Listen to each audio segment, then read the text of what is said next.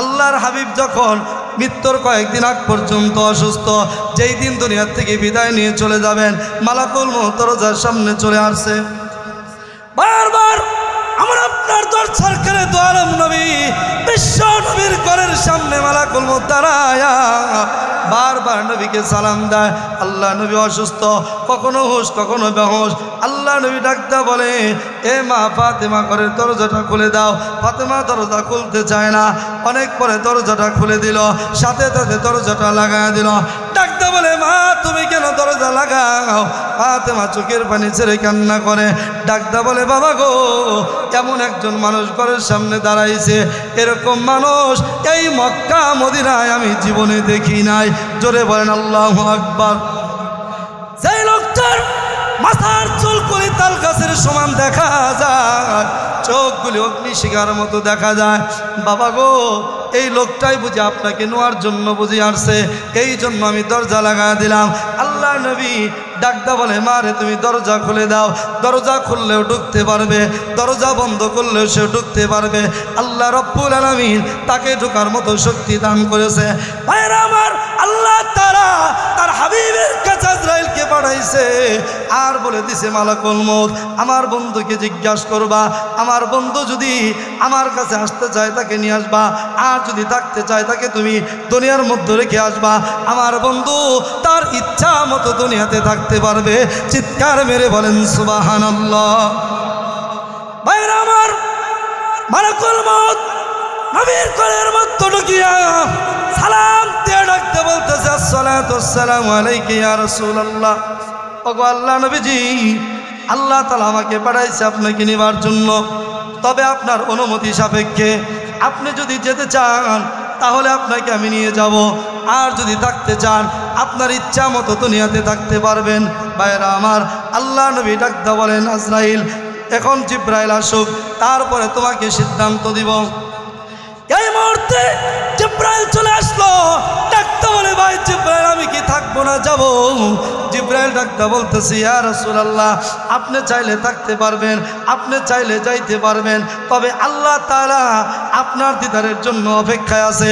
জোরে বলেন সুবহানাল্লাহ। নবী আমার ডাকতে বলে, এ মালাকুল মউত তোমার ডিউটি তুমি শুরু করো, এবার তুমি আমার জান কবজ করা শুরু করো। ভাইরা আমার, আল্লাহ নবীকে মালাকুল মউত বললেন, ইয়া রাসূলুল্লাহ মেহেরবানি করে আপনি বিছানার মধ্যে শুয়ে পড়েন। আল্লাহ নবী বিছানার মধ্যে শুয়ে পড়ছে। মালাকুল মউত তার হাতটা আমার নবীজির বুকের মধ্যে রাখছে। নবীজির প্রত্যেকটা লোমকূপের থেকে ঘাম বেরিয়ে আসলো।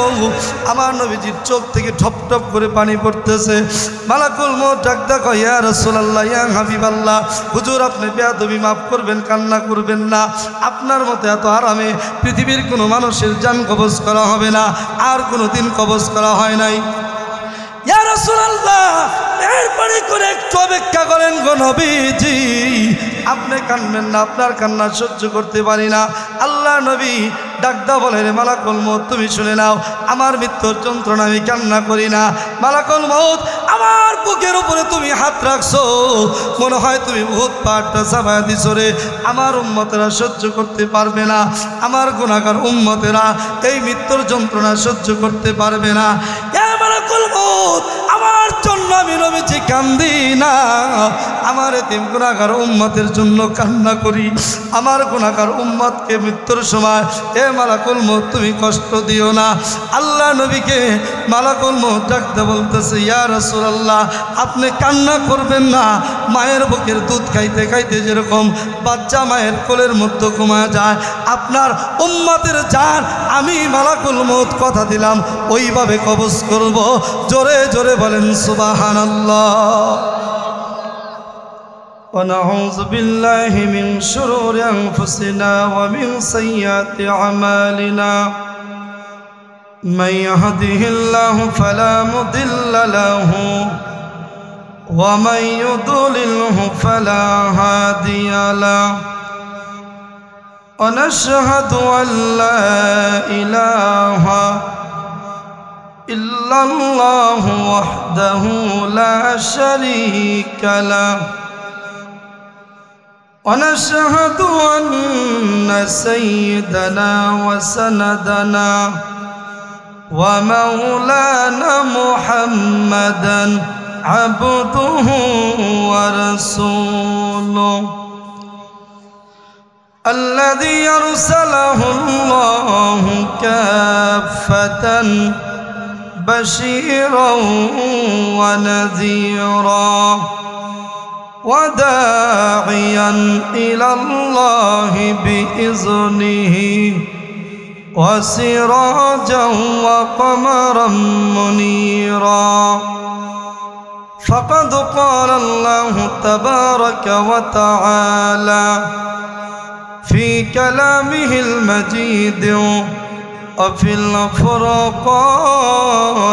الحميد সবাই জোরে জোরে আওয়াজ দিয়ে পড়ুন আউযু বিল্লাহি মিনাশ শাইতানির রাজীম বিসমিল্লাহির রাহমানির রহিম উদউনি আস্তাজিব লাকুম وقال رسول الله صلى الله عليه وسلم لا تقوم الساعة حتى يقول الرجل الله الله الله الله وقال الشاعر كلام زندہ قرآن حکیم حکمت لا يجالس قدیم جميع العلم في القرآن حكيم تكاثرت عنه أفهام الرجال بكى قرآن كلام الله بشنو قديم ستي نعين لا إله إلا الله جوري لا إله إلا الله لا إله لا إله لا إله لا إله لا إله যার দিলে আসে মৌলার ভয় সে জিকির করে নিরালয় যার দিলে আসে আল্লাহর ভয় সে জিকির করে নিরালয় আহার নিদ্রা ভালো লাগে না আহার নিদ্রা ভালো লাগে না ভালো লাগে শুধু ইল্লাল্লাহ লা ইলাহা ইল্লাল্লাহ লা ইলাহা লা ইলাহা লা ইলাহা ইল্লাল্লাহ মুহাম্মাদুর রাসূলুল্লাহ সাল্লাল্লাহু আলাইহি ওয়াসাল্লাম। বড় হাতকড়া একতা যুব ক্লাব ও গ্রামবাসীর উদ্যোগে দ্বিতীয় বার্ষিক ওয়াজ ও দোয়ার মাহফিলের সম্মানিত সভাপতি, আজকের প্রধান অতিথি মানিকগঞ্জ জেলা বিএনপির সাবেক বিপ্লবী সাধারণ সম্পাদক ঘিউর দৌলতপুর শিবালয় ধানের শীষের কান্ডারি জননেতা এসে কবির জিন্না ভাই, উপস্থিত হজরত ওলামায়ে কিরাম, সামনে উপস্থিত আমার মুরব্বী বাবাজিরা, আমার তরুণ যুবক ভাইয়েরা, পর্দার অন্তর আড়ালে অবস্থানরত আমার মা এবং বোনেরা, আমরা মহান প্রভুর দরবারে শুকরিয়া আদায় করব যে আল্লাহ তাবারক ওয়া তাআলা আমাদেরকে এই ফিতনা ফাসাদের জামানায় সমস্ত ঝামেলা থেকে মুক্ত করে এই জান্নাতি সামিয়ানার নিচে এসে বসার, কুরআন সুন্নাহর আলোকে কথা বলা এবং শোনার তৌফিক দান করলেন। ওই মহান প্রভুর দরবারে শুকরিয়া আদায় করে আমার ভাইয়েরা বাবারা সকলেই জবান খুলে একবার বলি আলহামদুলিল্লাহ। আরেকটু জোরে বলুন আলহামদুলিল্লাহ। একবার জোরে তাকবীর দেন, নারায়ে তাকবীর। আরো জোরে বলেন নারায়ে তাকবীর। কোরআন সুন্নাহর আলো। আলহামদুলিল্লাহ। এখন কোনো প্যান্ডেলে কোনো কথার আওয়াজ হবে না।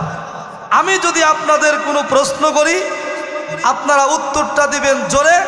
বয়ান অল্প সময় করব, কিন্তু আল্লাহর রহমতে কথা বলা এবং শোনার সুবিধা হবে যদি আপনারা আমার দিকে খেয়াল করেন। ঠিক না বে ঠিক ভাইরা আমার? আল্লাহ পাক তৌফিক দান করুক। ওমা তৌফিকি ইল্লা বিল্লাহ। সকলে জোরে বলেন আমিন। আপনারা জবাব দেন, এটা কি জান্নাতের বাগান না ভাই? কি বলেন?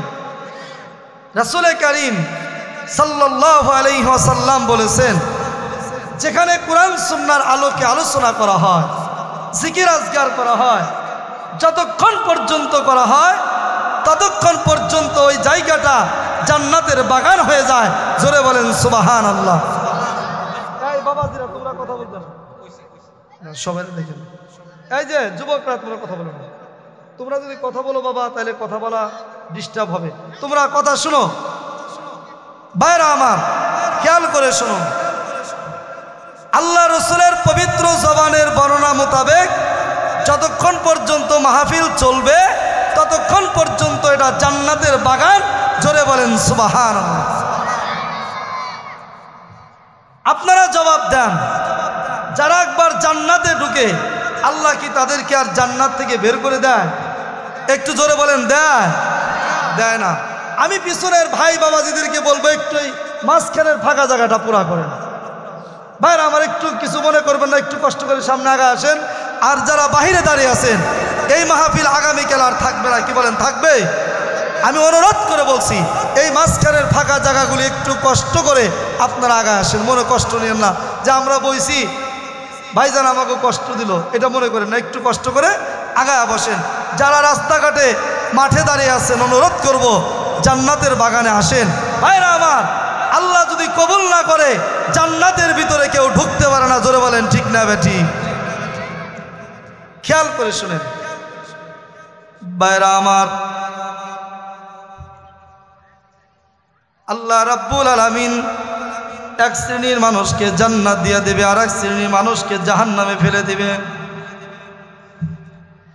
একটা লোক আল্লাহ রাব্বুল আলামিনকে ডাকতে বলবে, আল্লাহ তাআলা দীর্ঘদিন তোমার জাহান্নামে জ্বলতে জ্বলতে কয়লা হয়ে গেলাম, মাবুদ গো মেহেরবানি করে তুমি একটু জাহান্নাম থেকে আমাকে পরিত্রাণ দিয়ে দাও। আল্লাহ রাব্বুল আলামিন ডাকতে বলে, রে বান্দা তুমি কি আমার কাছ থেকে জাহান্নাম থেকে মুক্তি চাও? বলে হ্যাঁ রব্বুল আলামিন, তোমার কাছে আমি জাহান্নাম থেকে মুক্তি চাই।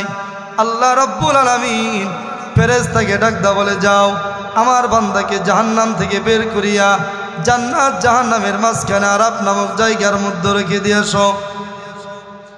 এই লোকটাকে জান্নাত জাহান্নামের মাঝখানে আরাফ নামক জায়গা হচ্ছে সেই জায়গা যেখানে কোনো কষ্ট নাই, আবার কোনো আরামও নাই।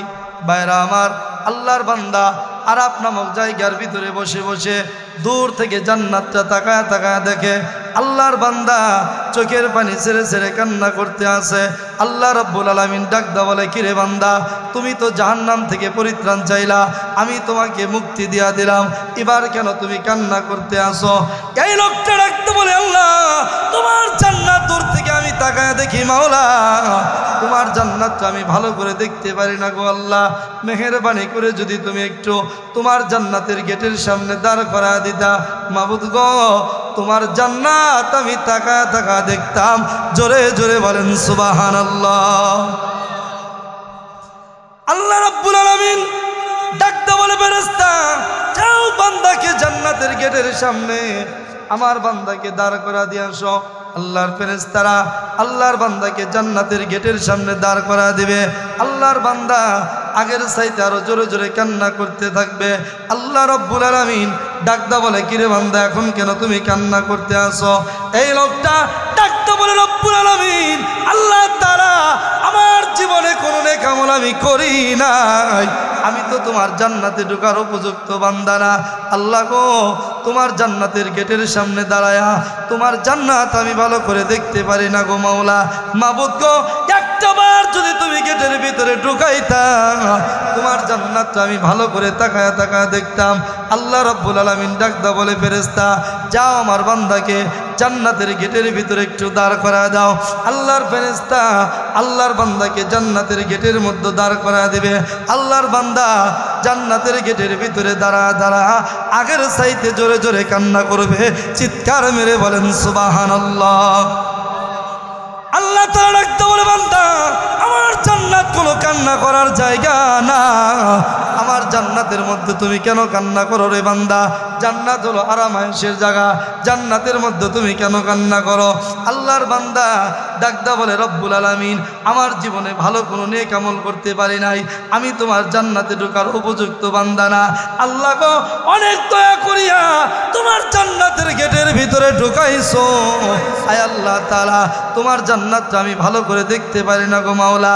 মাবুদ গো, একটাবার যদি জান্নাতের মাঝখানে দাঁড় করা দিতা আমি তোমার জান্নাতটা ভালো করে তাকায় তাকায় দেখতাম।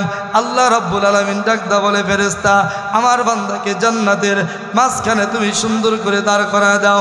আল্লাহর বান্দাকে আল্লাহর ফেরেশতারা যখন জান্নাতের মাঝখানে দাঁড় করা দিবে, আল্লাহর বান্দা আগের চাইতে আরো জোরে জোরে কান্না করা শুরু করবে। জোরে বলেন আল্লাহু আকবার। আল্লাহ তাআলা ডাকতে বলে, বান্দা আমার কাছে জান্নাত থেকে পরিত্রাণ চাইলা আমি দিলাম, আমার কাছে তুমি জান্নাতের গেটের কাছে আসতে চাইলা তাও তোমাকে আইনা দিলাম রে বান্দা। জান্নাতের গেটের ভিতরে ঢুকতে চাইলা তাও তোমাকে ঢোকা দিলাম রে বান্দা। জান্নাতের মাঝখানে আসতে চাইলা তাও তোমাকে মাঝখানে আসতে দিলাম। এ বান্দা আমার জান্নাত কান্না করার জায়গা না, আমার জান্নাতের ভিতরে কেন কান্না করো রে বান্দা? আল্লাহর বান্দা হাউ মাউ করে চোখের পানি ছেড়ে কান্না করে, ডাকতে বলে, আল্লাহ তোমার জান্নাত এত সুন্দর গো মাওলা, তোমার জান্নাত থেকে তো আমার বের হতে মন চায় না। আল্লাহ তাআলা ডাকদা বলে, রে বান্দা আমার জান্নাত কি তোমার পছন্দ হয়েছে নাকি? বান্দা ডাকদা বলে, রব্বুল আলামিন তোমার জান্নাত এত সুন্দর তোমার জান্নাত থেকে আমার বের হতে মন চায় না। আল্লাহ রব্বুল আলামিন ডাকদা বলে, রে বান্দা তুমি শুনে নাও, এ বান্দা যখন তোমাকে জান্নাত থেকে আমি বের করে দিছি, এই যে বিশাল জান্নাতটা তুমি তাকা দেখো রে বান্দা, এই বিশাল জান্নাত আমি আল্লাহ তাআলা তোমাকে দান করে দিলাম। মকুন চসতি নামাজে পঞ্চগানা ওয়াইলুল লিল মুসাল্লিন আল্লাযীনা মুমিনারা ইনামাজ ইমদাদ দার ইস্তাঈনু আয়াতে কুরআন বাকা আয়াতে কদ আফলাহারা ইয়াদ কুন গৌরকুন হার মানি আজদিল সাদেকুন। জোরে বলেন আল্লাহু আকবার। বাইরা আমার, জান্নাতে যেতে আমরা চাই কি চাই না? জোরে বলেন, আরো জোরে আওয়াজ দিয়া বলেন, যাইতে চাই কি চাই না? কিন্তু বাবাজি জান্নাত চাই, নামাজ পড়ি না। ইমাম সাহেব ডাকতে বলে, ভাই আজান হয়েছে নামাজে আসেন। কয় হুজুর ইমাম সাহেব আমার কাপড়টা ঠিক নাই। এটা কি কোনো মুসলমানের হওয়া ঠিক নাকি? জোরে বলেন ভাইরা আমার। আজান কানে শুনিয়া কেমনে থাকো ঘুমায়া, আজান কানে শুনিয়া কেমনে থাকো ঘুমায়া, নামাজের কথা কি তোমার একটু মনে পড়ে না? চিন্তা করে দেখো না কবরে কি যাইবা না, চিন্তা করে দেখো না কবরে কি যাইবা না। যেই কবরে আল্লাহ সারা বন্ধু কেহ থাকবে না, যেই কবরে আল্লাহ সারা বন্ধু কেহ থাকবে না, চিন্তা করে দেখো না কবরে কি যাইবা না, চিন্তা করে দেখো না কবরে কি যাইবা না। এ দুনিয়া সারিয়া কোথায় যাই বাবা গিয়া, এ দুনিয়া সারিয়া কোথায় যাই বাবা গিয়া, মরণ তোমায় লইবে গিরি যতই করো বাহানা, মরণ তোমায় লইবে গিরি যতই করো বাহানা। চিন্তা করে দেখো না কবরে কি যাইবা না, চিন্তা করে দেখো না কবরে কি যাইবা না। যেই কবরে আল্লাহ সারা বন্ধু কেহ থাকবে না, যেই কবরে আল্লাহ সারা বন্ধু কেহ থাকবে না, চিন্তা করে দেখো না কবরে কি যাইবা না, চিন্তা করে দেখো না কবরে কি যাইবা না। এ দুনিয়া সবই পর, কবর যে তোর আসল ঘর, এ দুনিয়া সবই পর, কবর যে তোর আসল ঘর। এমন জায়গা থাকবি পরে শুধুই মাটির বিছানা, এমন জায়গা থাকবি পরে শুধুই মাটির বিছানা। চিন্তা করে দেখো না কবরে কি যাইবা না, চিন্তা করে দেখো না কবরে কি যাইবা না। যেই কবরে আল্লাহ সারা বন্ধু কেহ থাকবে না, যেই কবরে আল্লাহ সারা বন্ধু কেহ থাকবে না, চিন্তা করে দেখো না কবরে কি যাইবা না, চিন্তা করে দেখো না কবরে কি যাইবা না। অবশেষের ঠিকানা শুধুই মাটির বিছানা। জোরে বলেন ঠিক না ঠিক? মত কাসিন কুল্লু নাসিন শারবু কবর বাইতিন কুল্লু নাসিন দাখিলু।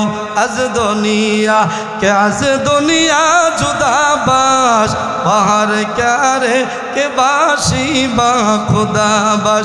জিসে দুনিয়া আজ খুদা গাফিল বুদাম, কমাশো নকুরাহো পর জিন্দোজান আবদর কাশ তিহালা কে কাশতিয়াস আবো আন্ধার জিরে কাশতি পুষতিয়াস।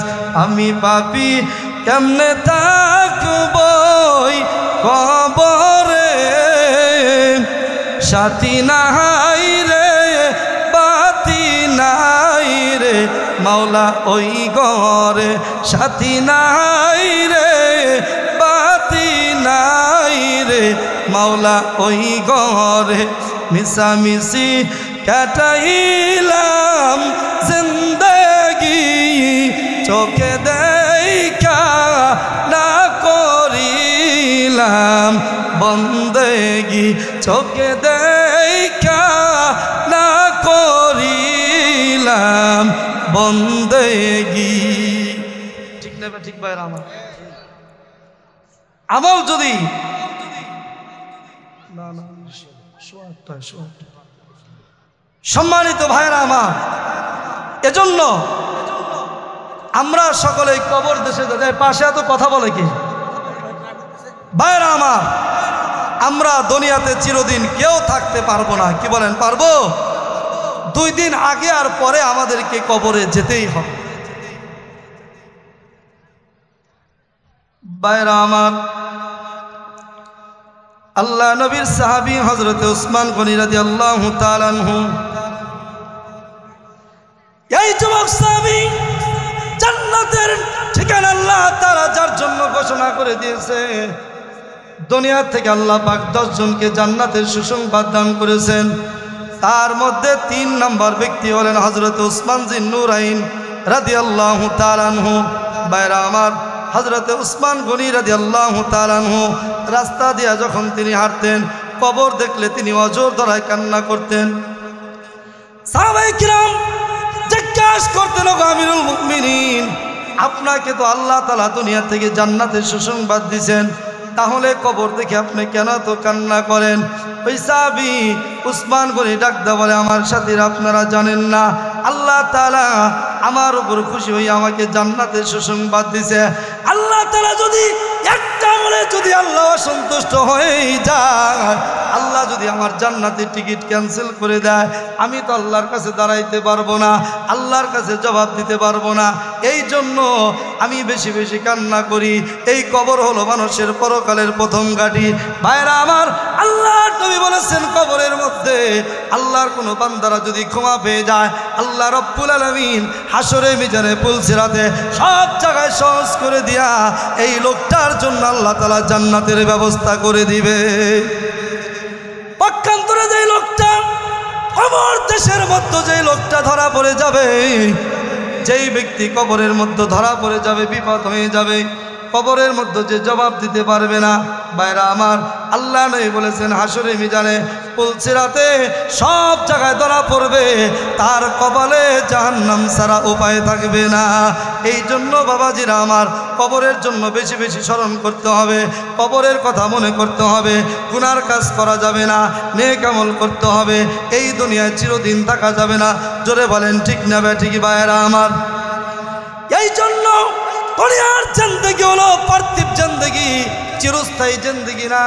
আমার ভাইরা, আল্লাহ তাআলা বলেন কুল মাতাউদ দুনিয়া ফিল আখিরাতি ইল্লা কলিল। আখিরাতের তুলনায় দুনিয়াটা একেবারে তুচ্ছ, একেবারে নগণ্য, একেবারে ছোট। ভাইরা আমার, এই জন্য আখিরাতের কথা মনে করতে হবে। একটা বার একটু আপনি চিন্তা করে দেখেন, আমার একদিন আমার সামনে মালাকুল মউত হাজির হয়ে যাবে। ভাইরা আমার, দুনিয়ার শ্রেষ্ঠ মানব, বিশ্ব মানবতার দূত, সরকারে দু আলম নবী মুহাম্মদ রাসূলুল্লাহ সাল্লাল্লাহু আলাইহি সাল্লাতু ওয়াস সালাম, যাকে সৃষ্টি না করলে আল্লাহ পাক এই দুনিয়ার কিছুই সৃষ্টি করতেন না। আমার আপনার পয়গম্বর সরকারে দু আলম নবী দুনিয়ার জমিনে থাকতে পারে নাই। জোরে বলেন ঠিক না বেঠিক ভাইরা আমার? আল্লাহর হাবিব যখন মৃত্যুর কয়েকদিন আগ পর্যন্ত অসুস্থ, যেই দিন দুনিয়ার থেকে বিদায় নিয়ে চলে যাবেন, মালাকুল মউত দরজার সামনে চলে আসছে। বারবার আমার আপনার দর সরকারে দু আলম নবী বিশ্ব নবীর ঘরের সামনে মালাকুল মউত দাঁড়ায়া বারবার নবীকে সালাম দেয়। আল্লাহ নবী অসুস্থ, কখনো হুঁশ কখনো বেহুশ।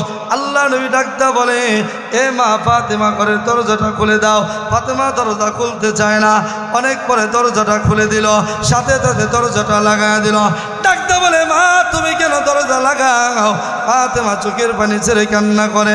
ডাকতে বলে, বাবা গো, এমন একজন মানুষ ঘরের সামনে দাঁড়াইছে, এরকম মানুষ এই মক্কা মদিনায় আমি জীবনে দেখি নাই। জোরে বলেন আল্লাহু আকবার। সেই লোকটার মাথার চুলগুলি তাল গাছের সমান দেখা যায়, চোখগুলি অগ্নিশিখার মতো দেখা যায়। বাবা গো, এই লোকটাই বুঝি আপনাকে নেওয়ার জন্য বুঝি আসছে, এই জন্য আমি দরজা লাগা দিলাম। আল্লাহ নবী ডাকদা বলে, মা রে তুমি দরজা খুলে দাও। দরজা খুললেও ঢুকতে পারবে, দরজা বন্ধ করলেও সে ঢুকতে পারবে। আল্লাহ রব্বুল আলামিন তাকে ঢোকার মতো শক্তি দান করেছে। ভাইরা আমার, আল্লাহ তাআলা তার হাবিবের কাছে আজরাইলকে পাঠাইছে আর বলে দিছে, মালাকুল মউত আমার বন্ধুকে জিজ্ঞাসা করবা, আমার বন্ধু যদি আমার কাছে আসতে চায় তাকে নিয়ে আসবা, আর যদি থাকতে চায় তাকে তুমি দুনিয়ার মধ্যে রেখে আসবা। আমার বন্ধু তার ইচ্ছা মতো দুনিয়াতে থাকতে পারবে। চিৎকার মেরে বলেন সুবহানাল্লাহ। ভাইরা আমার, মালাকুল মউত নবীর ঘরের মধ্যে ঢুকিয়া সালাম দিয়ে ডাকতে বলতেছে, আসসালাতু ওয়াসসালামু আলাইকা ইয়া রাসূলুল্লাহ। ওগো আল্লাহ নবীজি, আল্লাহ তাআলা আমাকে পাঠাইছে আপনাকে নেবার জন্য, তবে আপনার অনুমতি সাপেক্ষে। আপনি যদি যেতে চান তাহলে আপনাকে আমি নিয়ে যাব, আর যদি থাকতে চান আপনার ইচ্ছা মতো দুনিয়াতে থাকতে পারবেন। ভাইরা আমার, আল্লাহ নবী ডাকতে বলেন, আজরাইল এখন জিব্রাইল আসুক, তারপরে তোমাকে সিদ্ধান্ত দিব। এই মুহূর্তে জিব্রাইল চলে আসলো। ডাকতে বলে, ভাই জিব্রাইল আমি কি থাকবো না যাব? জিব্রাইল ডাকতে বলতেছে, ইয়া রাসূলুল্লাহ আপনি চাইলে থাকতে পারবেন, আপনি চাইলে যাইতে পারবেন, তবে আল্লাহ তাআলা আপনার দিদারের জন্য অপেক্ষায় আছে। জোরে বলেন সুবহানাল্লাহ।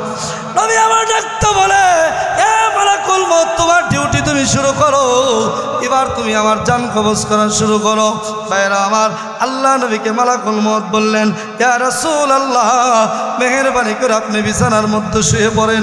আল্লাহ নবী বিছানার মধ্যে শুয়ে পড়ছে। মালাকুল মউত তার হাতটা আমার নবীজির বুকের মধ্যে রাখছে। নবীজির প্রত্যেকটা লোমকূপের থেকে ঘাম বেরিয়ে আসলো। আমার নবীজির চোখ থেকে ঠপ ঠপ করে পানি পড়তেছে। মালাকুল মউত ডাকতে কয়, ইয়া রাসূলুল্লাহ, ইয়া হাবিবাল্লাহ, হুজুর আপনি বেয়াদবি মাফ করবেন, কান্না করবেন না। আপনার মতো এত আরামে পৃথিবীর কোনো মানুষের জান কবজ করা হবে না, আর কোনো দিন কবজ করা হয় নাই। ইয়া রাসূলুল্লাহ মেহেরবানি করে একটু অপেক্ষা করেন গো নবীজি, আপনি কাঁদবেন না, আপনার কান্না সহ্য করতে পারি না। আল্লাহ নবী ডাকদা বলেন, মালাকুল মউত তুমি শুনে নাও, আমার মৃত্যুর যন্ত্রণা আমি কান্না করি না। মালাকুল মউত আমার বুকের উপরে তুমি হাত রাখছো, মনে হয় তুমি বহুত পাহাড়টা চাপায়া দিছো রে। আমার উম্মতেরা সহ্য করতে পারবে না, আমার গুনাহগার উম্মতেরা এই মৃত্যুর যন্ত্রণা সহ্য করতে পারবে না। এ মালাকুল মউত, আমার জন্য আমি নবীজি কান্দি না, আমার এতিম গুনাহগার উম্মতের জন্য কান্না করি। আমার গুনাহগার উম্মতকে মৃত্যুর সময় এ মালাকুল মউত তুমি কষ্ট দিও না। আল্লাহ নবীকে মালাকুল মউত ডাকতে বলতেছে, ইয়া রাসূলুল্লাহ, আপনি কান্না করবেন না। মায়ের বুকের দুধ খাইতে খাইতে যেরকম বাচ্চা মায়ের কোলের মধ্যে ঘুমায় যায়, আপনার উম্মতের জান আমি মালাকুল আমার আল্লাহ নবী দুনিয়া থেকে বিদায় নিয়ে চলে যাবে, গোটা দুনিয়াবাসী নবীর থেকে এতিম হয়ে যাবে। আপনারা জবাব দেন, নবীর চাইতে আপন কি পৃথিবীতে আর কেউ আছে নাকি? ভাইয়েরা আমার, আল্লাহ নবীর আদরের দুলালি খাতুন জান্নাত ফাতেমা, যেই ফাতেমাকে নবী সব চাইতে আদর করতেন। ভাইয়েরা আমার, আল্লাহ নবী দাওয়াত দেওয়ার জন্য যখন দিনের দাওয়াত নিয়ে ঘর থেকে যাইতেন, সবার শেষে ফাতেমার কপালে চুমু দিয়ে বিদায় নিয়ে যাইতেন। আবার যখন বাড়িতে ফিরতেন, আল্লাহ নবী সর্বপ্রথম ফাতেমার সঙ্গে সাক্ষাৎ করতেন। ভাইরা আমার, ফাতেমা বাবার জন্য কান্না করতে করতে বেহুশ হয়ে গেছে। আল্লাহ নবী ডাকতে বলে, মা সব সহ্য করতে পারি রে মা, তোর চোখের পানি আমি সইতে পারি না রে ফাতেমা। এ মা তুই কান্দিস না, কান্দিস না। ফাতেমা ডাকতে বলে, আব্বা তুমি দুনিয়ার থেকে বিদায় নিয়ে চলে যাবে, আমার মা খাদিজা দুনিয়াতে বাঁচা নাই। আব্বা কে আমাকে ফাতেমা বলে থাকবে, কে আমাকে মা বলে আমার মাথায় হাত দিবে? আল্লাহ নবী ডাকতে বলে, ফাতেমা রে, তোমার কানটা আমার মুখের কাছে লাগায় দাও। এবার ফাতেমার কানটা নবীজির মুখের কাছে লাগায় দিল। আল্লাহর হাবিব কি যেন কানে কানে বলে দিল, ফাতেমার কান্না বন্ধ হয়ে গেল। আম্মা জান আয়েশা ডাকতে বলে, ফাতেমা তোমার বাবা তোমার কানে কানে কি বললো রে, আর তোমার কান্না বন্ধ হয়ে গেল? ফাতেমা ডাকতে বলে, আম্মাজি আমার আব্বা আমাকে বলেছে আমার বাবার ইন্তেকালের পর 6 মাসের মধ্যে সর্বপ্রথম বাবার সঙ্গে আমার সাক্ষাৎ হয়ে যাবে। জোরে জোরে বলেন আল্লাহু আকবার। ভাইরা আমার, বিশ্ব নবী সরকারে দো আলম নবী দুনিয়ার জমিনে থাকতে পারে নাই, ঠিক না ঠিক? ভাইরা আপনারা জবাব দেন, আমরা কি দুনিয়াতে কেউ থাকতে পারবো? জোরে বলেন, পারবো?